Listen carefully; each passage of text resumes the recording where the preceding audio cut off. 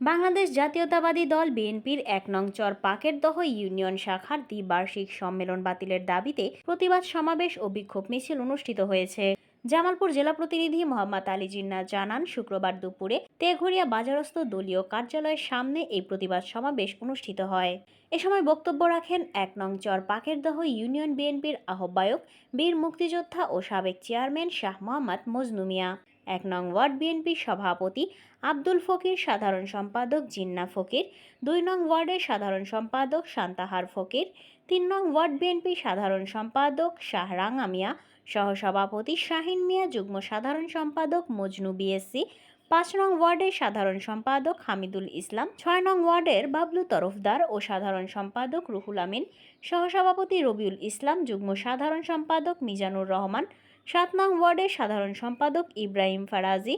যুগ্ম সাধারণ সম্পাদক দুলাল মোল্লা, ৮ নং ওয়ার্ডের সভাপতি খলিলুর রহমান, যুগ্ম সাধারণ সম্পাদক জাহিদুল ইসলাম, ৯ নং ওয়ার্ডের সাধারণ সম্পাদক আবু সাহিদ সহ আর অনেকে। এরপর তেঘরিয়া বাজারের প্রধান প্রধান সড়কে ১ নং চর পাকেরদহ ইউনিয়ন বিএনপির সম্মেলন বাতিলের দাবিতে বিক্ষোভ মিছিল করে হাজারো বিএনপি নেতাকর্মী ও সমর্থকেরা।